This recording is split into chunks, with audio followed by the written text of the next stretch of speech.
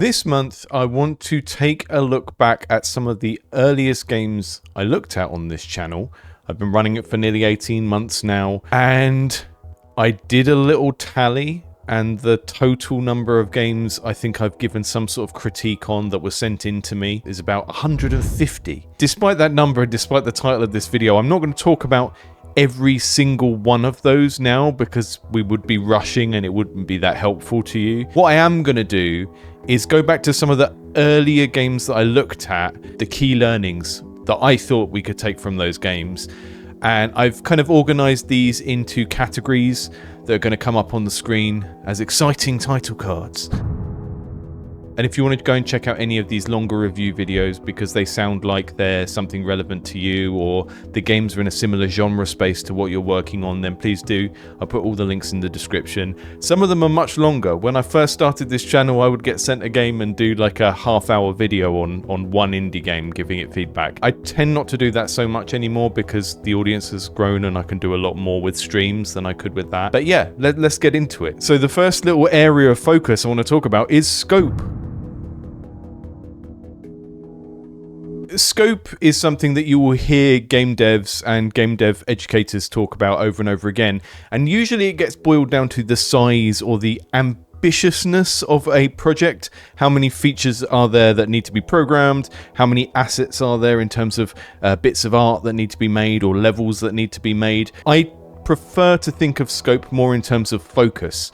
And the way that you make a well-scoped project is kind of by deciding what not to do as much as it is what you are going to do. I've seen lots of games that felt like the developer had bitten off more than they could chew, like they were trying to do too much. I think in a lot of cases, the main culprit is that they are not playing enough smaller indie games for reference, and they're taking too much of their inspiration and their aspirations from AAA games. Just to give you a few examples, Underneath is a first-person procedurally generated dungeon crawl with a lot of atmosphere, I felt. My main critique at the time with this was that it didn't really feel like it had any sort of rhythm as a game. The caves and the loot and the enemies created some sort of game loop of arrive in a place, explore it a bit, kill stuff, maybe run away if you're underpowered. Hello, mate. But the broader sense of having a goal and occasionally returning to the base to sell stuff felt very weak. It feels a bit like watching a stand-up comedy set where the comedian is making loads of individually good jokes. All of the parts are fine.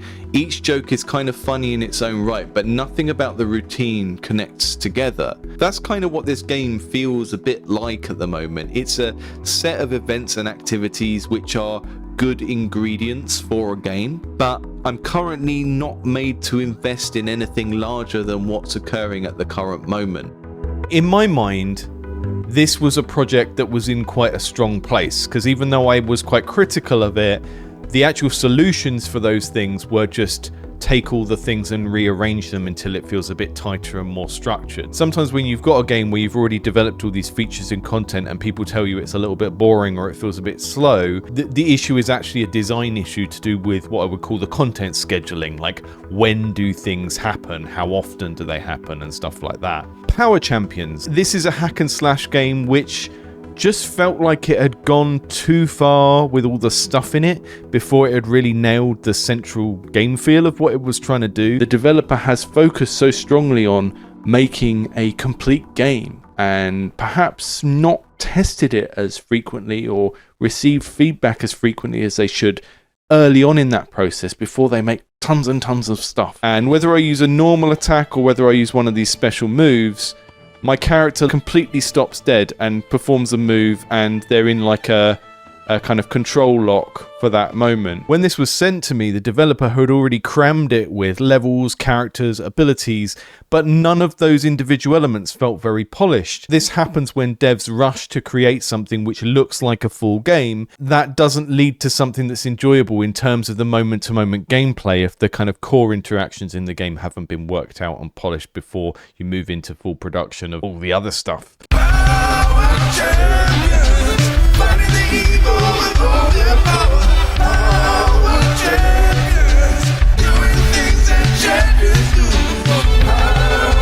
Kiloton was a game that had a similar problem, albeit not as extreme. This is a top-down twin-stick shooter about being a weaponized fox girl. This first-time project really showed off the developer's flair for making lots of content.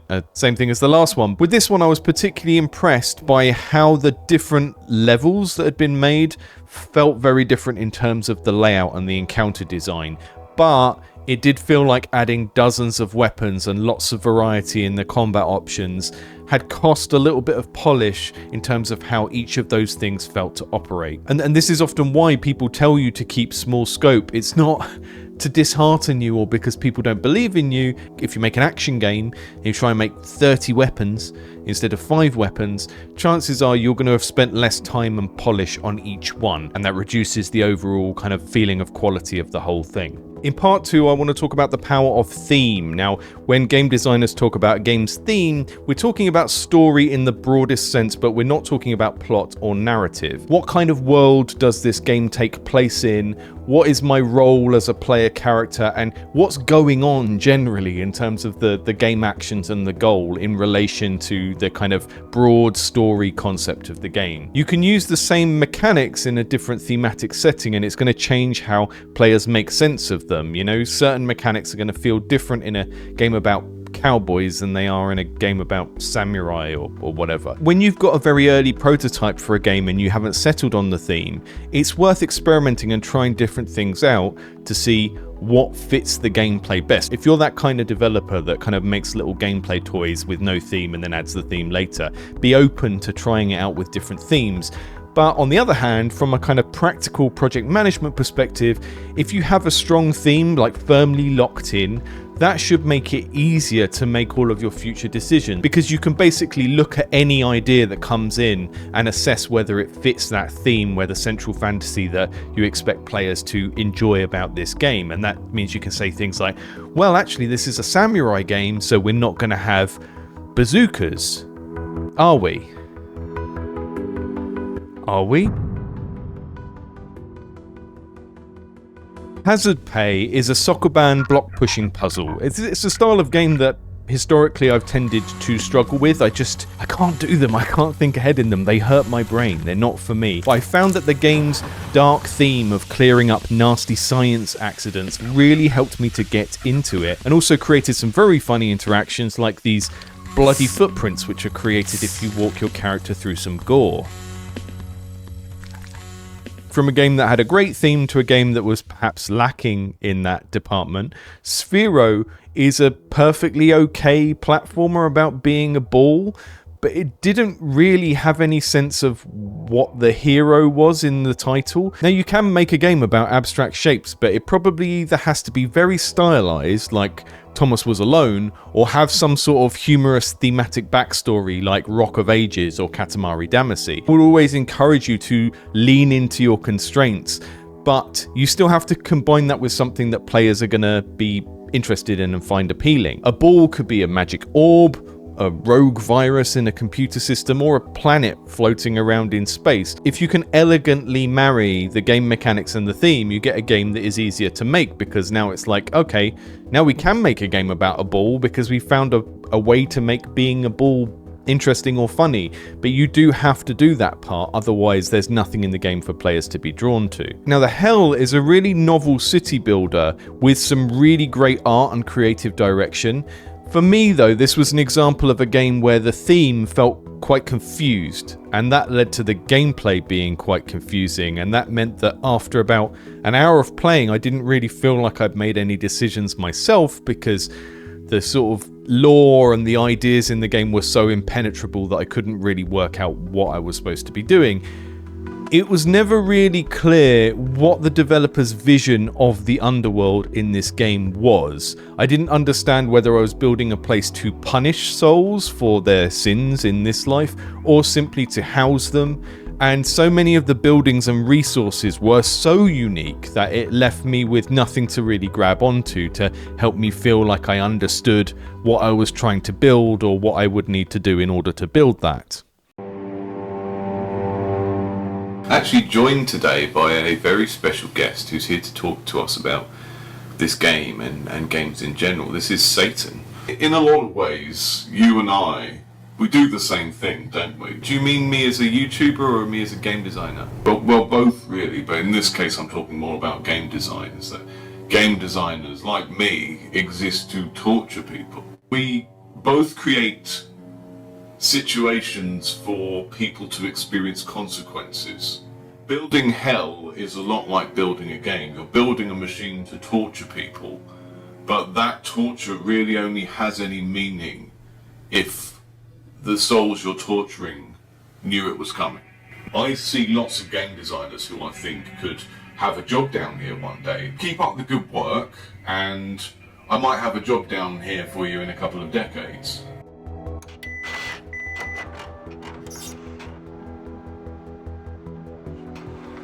Homage. What does it mean to make a game which is an homage to some other game or an older genre of games? What are the benefits of doing that? And what are the pitfalls? Terradentium is a third-person adventure game with monster battling mechanics. Playing it made me think that maybe the conventional combat of Pokemon battles doesn't really involve enough interesting decision making for folks in a modern indie game audience. When you think of all the games from the last 20 years that involve turn-based combat, some sort of character collection, they tend to get some sort of depth of play out of another element like card-driven randomness, some sort of spatial grid stuff, or they're auto-battlers, which is another way of dealing with the problem of I just click attack until you die. Pokemon is a game that was designed for kids, and the emphasis in that game is very heavily on the metagame of collecting, grinding, leveling things up. Neon Sword might look like a very different game, but it had a similar problem. It's an indie game that seems to be inspired mainly by big AAA franchises like the old GTAs and Cyberpunk 2077.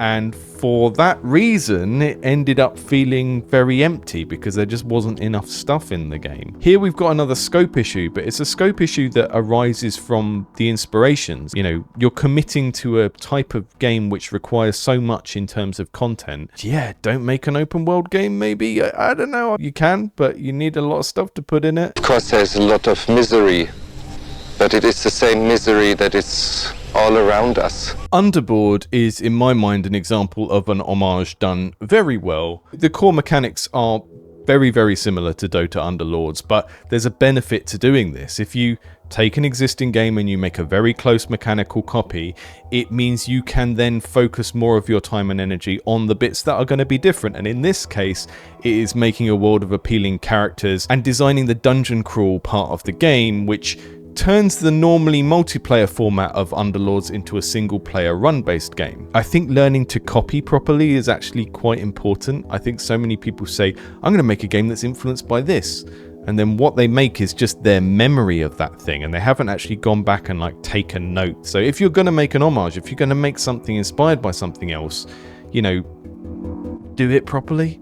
I've been sent a lot of Bullet Heaven Survivor-like games since I started the channel, and to be honest, I hadn't played Vampire Survivor, so I went back and played that, and then when I did a video reviewing 3 of these types of games, I compared the feature set to Vampire Survivors and talked about whether they worked in the same way. So in this one video I looked at Nine Lives Ninja, Cosmic Blastards and Space Survivors, and I compared their approach and their feature set to Vampire Survivors. A lot of developers trying to enter into this genre space focus a little bit too much on the survivors part of the title. That's kind of what you see at a surface level when you watch someone else play Vampire Survivors or you play it for the first couple of times. But I think when this genre is done really well, it's not really about having to pay a very high level of attention constantly to dodge in order to stay alive.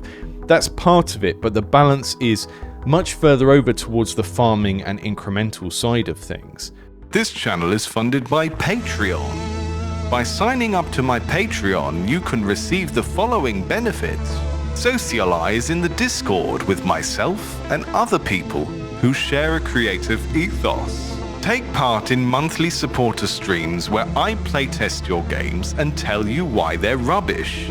Get a warm, fuzzy feeling in your soul. I've just opened a new tier on the Patreon, and this is for people that don't like this channel and want me to stop doing what I'm doing. For £10,000 a month, you can get me to Stop making content. indefinitely. The channel will stay up, but if someone pays that £10,000 a month. I will not make any more content the whole time their subscription is active. But if you like my content and you would like to support at a lower rate, then those lower tiers are available and they do not cost £10,000 a month. Thanks. Now back to the video.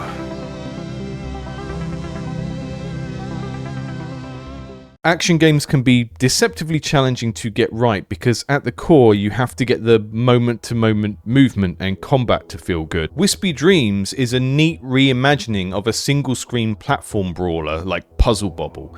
It's a good example of a developer making one really solid interaction, in this case a very, very tasty kick, and then reusing that in multiple ways. Honestly, this is the way that I wish new developers would approach making a game. Make one really solid interaction that is very, very toy-like and pleasurable, and then find a bunch of ways to reuse it in different contexts.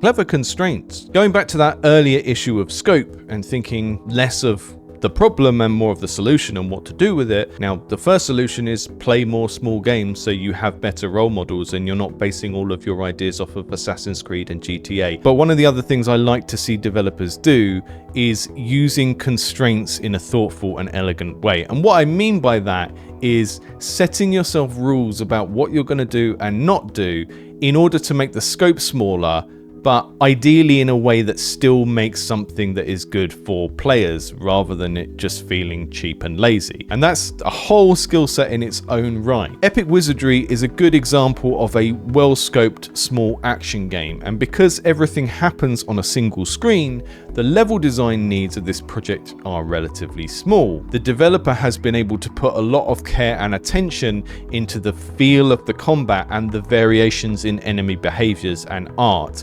and that is probably as a result of making a single screen game with relatively low level design needs. Kyoto Anomaly isn't Bite Me Games' first Anomaly game, but it was the first Anomaly game that I'd ever played. If you haven't played one of these before, it's like a spot the difference in a 3D world. You go through a 3D environment and you try and work out whether anything was out of place, and then you simply vote on whether or not it was, and then there might be some sort of progression keeping track of how many times you got it right. This game worked very well for me in the sense that it was very atmospheric, partly due to the fact that it was made out of a pre-existing set of assets which already fit together. That's another example of a constraint which makes the developer's overall job easier, but does it in an elegant way which actually improves the end user experience. That is the line you're constantly trying to walk. How do we make things easier for ourselves as a developer in a way that doesn't feel cheap to the players? Often it's just a matter of aim lower, be more focused in what you're trying to do. Don't make GTA, just make the bowling game from GTA. Don't make Assassin's Creed, just make a game about jumping into hay bales. Don't make Cyberpunk, just make a game about hacking cameras. I mean, that's all I did in Cyberpunk anyway. Inventory Quest isn't the first game of its type, but it reminded me how much I like these kind of backpack management games because of the elegant way that they handle the issue of scope. Games like Inventory Quest show you how you can get so much of the flavor and world building of a big fantasy RPG by cleverly focusing into one part of it, either thematically, like, hey, you're the shopkeeper now, or one system, like the inventory or the character creation or the, I don't know, the entire game about weapon degradation, maybe? Those are some key areas that always come up. Early career indie devs always struggle with scope. It's just part of the struggle. And so many of the issues and problems that come up with indie games all come back to this issue of scope, really. Often, making an homage to another game can be problematic if that other game is a AAA game.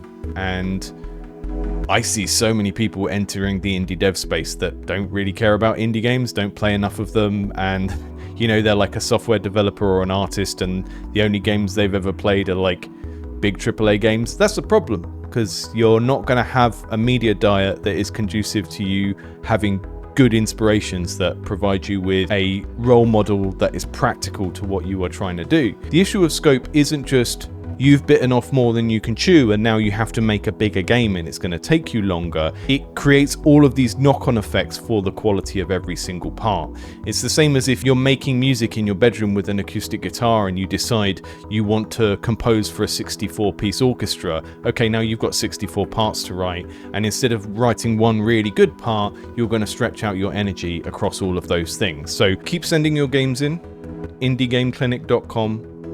There is a form to fill in. Don't email me your games. I don't accept games by email. The form is there to make sure you understand it's a criticism show. If I just played everything sent to me by email and ripped it to shreds, people would get upset because they thought they were sending it to a regular content creator. He goes, "Hey guys, we're going to check out the new game," which is not what I do here. You can also join our Discord via Patreon, help keep the lights on here, help keep the channel running. That gives you an opportunity to jump the queue a little bit because I do regular streams, playtesting just our community members' games. So those are your options. You can get in the queue for some feedback via the website, or you can support this channel via Patreon and join the little community of feedback that we have there. Thanks for watching. Let us know in the comments if you've had any of these same problems, or if you've played any of these games and you kind of agree or disagree with me about what was good or bad about them. And good luck with whatever you're working on.